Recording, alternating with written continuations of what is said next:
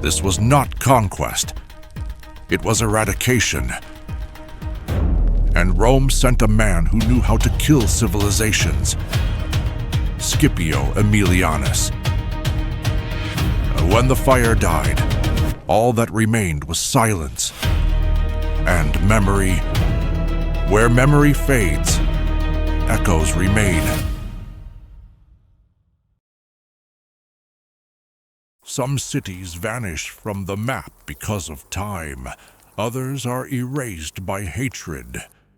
In 149 BC, a war began, not for territory, not for resources, but because of a political curse, repeated endlessly in the Roman Senate. Carthago, delenda est. Carthage must be destroyed. Carthage, once the greatest rival of Rome across the Mediterranean, the very city that had nearly brought Rome to its knees under Hannibal's march, was now weak. But it was precisely in that weakness that Rome chose to strike. This was no longer a war. It was a ritual of annihilation. For 3 years, the flames of vengeance consumed an entire civilization. Children were taken as slaves. Adults were slaughtered in the streets. The city was leveled, stone by stone, wall by wall, and salt was scattered on the earth so that nothing could grow again. Why was Rome so merciless? Righteousness. Was this justice or revenge dressed as the Third Punic War is not just a battle. It is an indictment of fear, ambition, and hatred festering through generations and finally unleashed through fire and ruin. For over a century, Rome and Carthage had danced a deadly waltz across the Mediterranean. The First Punic War ended with Rome claiming dominance over Sicily. The second left Carthage crippled, reeling from Hannibal's defeat at Zama. But Carthage, though weakened, refused to die. By the mid-2nd century BC, Rome had risen into a colossus. Its legions had marched across the known world, from the forests of Gaul to the shores of Greece. Victory had become habit, power, addiction. Carthage, meanwhile, was trying to rebuild. The once proud Phoenician city, master of trade and naval power, had been stripped of its empire, its fleet, and its dignity. Yet in the shadows of Rome's suspicion, it flourished once more. Economically vibrant, socially resilient, culturally alive. And that made Rome uneasy. Was Carthage genuinely a threat in 149 BC? Or had it already become a convenient scapegoat for Roman expansionism, because Carthage represented something deeper than just a former enemy? It was a reminder of how close Rome had come to destruction under Hannibal, a memory that certain senators, like Cato the Elder, refused to forget. Every time Cato ended a speech, no matter the topic, grain taxes, road repairs, the weather, he added the same phrase, like a mantra: Carthago delenda est. Carthage must be destroyed. But there was a problem. Carthage was no longer a threat. It had no army, no navy, and no appetite for war. It obeyed Roman demands, paid its reparations, and remained inside its borders. Still, it existed. And for men like Cato, that was enough. In 151 BC, a neighboring kingdom, Numidia under King Massinissa, began raiding Carthaginian lands. Carthage pleaded to Rome for protection, but Rome turned a blind eye. Carthage, desperate to defend itself, finally fought back without Roman permission. That was the spark. Rome saw it not as self-defense, but as rebellion. The Senate declared war, not to contain Carthage, but to erase it. And so began the final act of a centuries-long rivalry, a war not of conquest, but of destruction. In 149 BC, Roman ships darkened the horizon of North Africa. A consular army, led by Manius Manilius and Lucius Marcius Censorinus, landed on the shores near Carthage. But they did not come to negotiate. They came with terms and threats. At first, Carthage complied. They handed over 300 noble children, sons of senators, merchants, generals, as hostages, hoping to show goodwill. Rome demanded more. Weapons, siege engines, even the city's defenses were to be surrendered, and still, Carthage obeyed. But then came Rome's final demand, one that shattered any illusion of peace. You must abandon Carthage, leave the city, burn it behind you, and resettle at least 10 miles inland. It was not a negotiation, it was a death sentence. Carthage without its harbor, without its walls, without its soul, would be nothing. Did Rome force Carthage into war by design, knowing they could never accept such humiliating terms? And panic turned to fury. Inside the city, elders wept, soldiers shouted, civilians gathered in the agora, stunned by betrayal. And then something changed. A decision was made, not by kings or conquerors, but by citizens.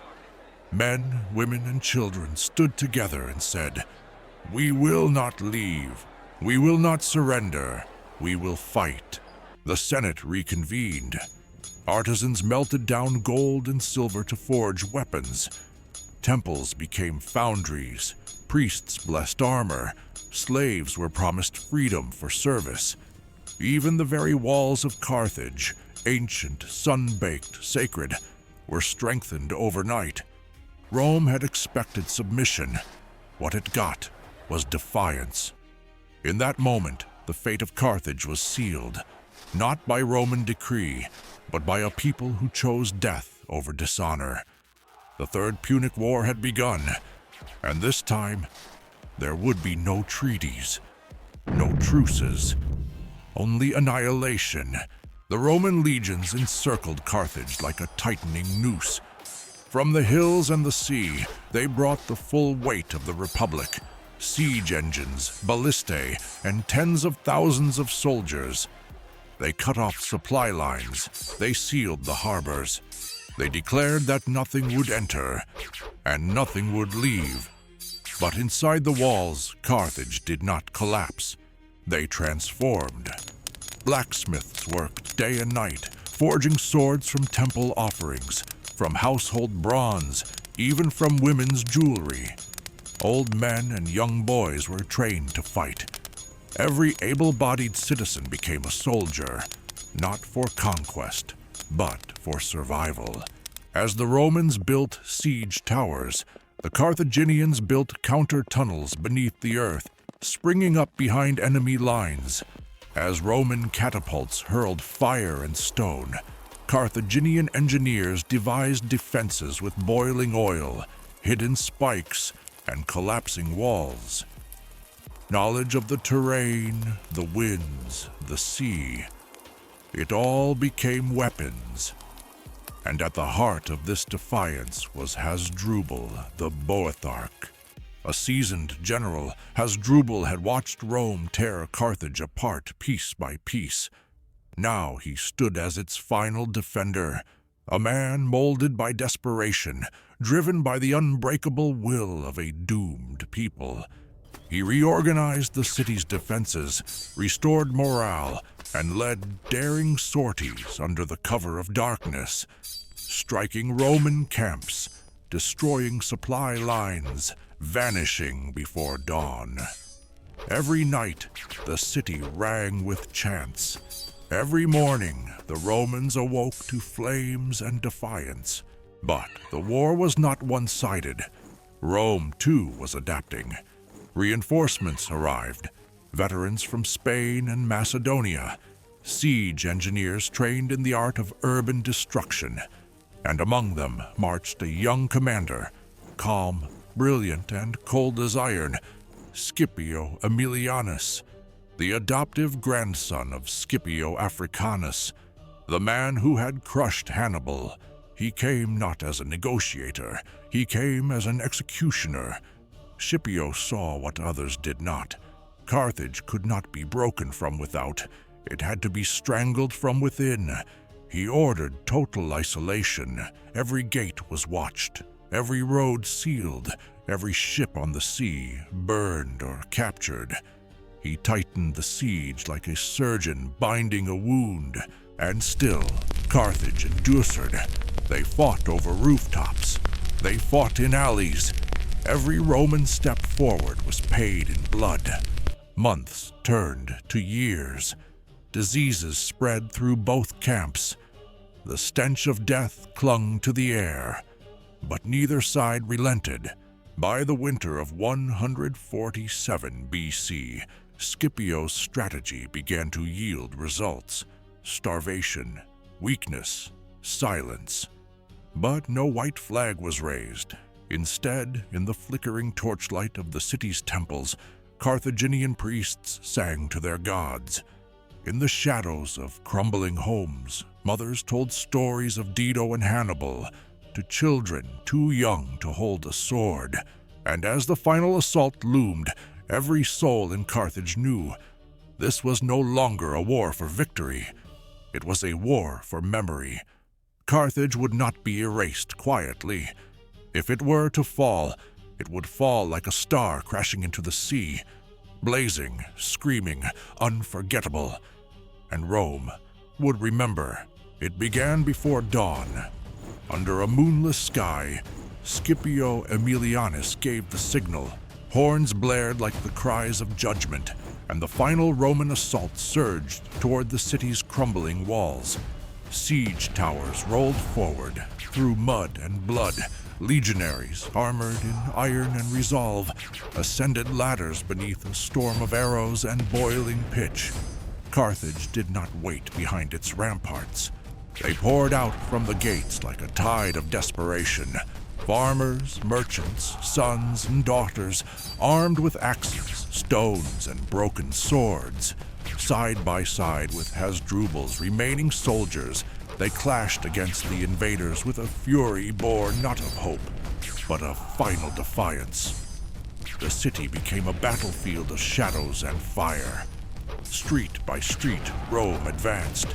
House by house, Carthage resisted. The fighting turned brutal, intimate. Spears too long gave way to daggers, to fists, to bare hands. Temples became fortresses. Markets turned into killing fields. And all the while, Scipio marched forward, silent, unshaken, recording in his mind the unraveling of a civilization. He had no joy in this, only duty, and an eerie sense that he was walking through the death of something ancient, something sacred. In the Byrsa, the citadel at Carthage's heart, Hasdrubal gathered his final defenders. Women and children filled the temple of Eshmun, the god of healing, turned now into their last sanctuary. Roman fire surrounded them. Smoke curled into the heavens. Then, silence. Hasdrubal did the unthinkable. He surrendered. He knelt before Scipio, his armor scorched, his eyes hollow. He begged for his life, for mercy. Scipio granted it. But not everyone followed. In that final temple, Hasdrubal's wife, unnamed by history but eternal in memory, stood tall above the crowd. She condemned her husband's cowardice with words of fire. She clutched her children to her chest and turned toward the flames. And as the Roman torches rained destruction upon the temple, she leapt into the inferno with her children, choosing death over submission. The temple burned, the citadel crumbled, and all that had been Carthage, its pride, its pain, its poetry, was consumed in a storm of ash and screams. Scipio stood among the ruins, watching the flames stretch into the sky. Around him, senators and soldiers cheered, but he remained still. Then, with haunted eyes, he whispered a line from Homer. "A day will come when sacred Troy shall perish, and Priam and his people shall be no more." His men did not understand, but Scipio knew he was not witnessing the death of an enemy. He was witnessing the mirror of Rome's own fate. Someday, somewhere, a voice would speak those same words over the ashes of the Republic. For now, however, Rome had triumphed. Carthage was no more. So was the brutal destruction of Carthage an act of strategic necessity, or a war crime born of vengeance? When the fires finally died, Carthage was unrecognizable. Once a city of marble and gold, of bustling harbors and temples older than Rome itself, now it lay in smoking silence, a graveyard of blackened stone and shattered gods. The streets were littered with the bodies of the defenders and the ruins of their resistance. Ash floated in the air for days, like snow, mourning the dead. Scipio Aemilianus walked through the corpse of a city. He gave the order that no one would ever live here again. The land was cursed, Rome declared. A ritual followed. Plows turned the soil of Carthage, and, according to later legend, though debated by scholars, salt was sown into the earth, symbolizing that nothing would grow where Carthage had once stood. But not all scars are visible. The survivors, those who had not taken their own lives or perished in battle, were enslaved. 50,000 men, women, and children were sold in chains. Their culture, language, and memory were shattered like their city walls. A civilization that had once challenged Rome for mastery of the Mediterranean was erased. Its libraries burned, its gods forgotten, its voice silenced. And yet the cost was not only Carthage's. Back in Rome, voices grew uneasy. Some questioned whether the destruction had been just. Cato the Elder, whose call for Carthage's destruction, Carthago delenda est, had echoed through the Senate for years, died before seeing the city's final ruin. But others, like the young intellectuals of Rome, saw in this total victory a dangerous mirror. If Rome could destroy Carthage so utterly, what stopped Rome from one day turning its wrath inward? Scipio himself never celebrated the triumph. He refused monuments in his honor. He returned to Rome not as a hero, but as a man burdened with memory of screaming women and burning temples, of stone gods broken by Roman steel, of a city that had once rivaled Troy, now lost forever. Years later, Carthage's land was rebuilt, not by Phoenicians, but by Rome. A new Roman colony rose upon the ashes of the old, but it was never the same.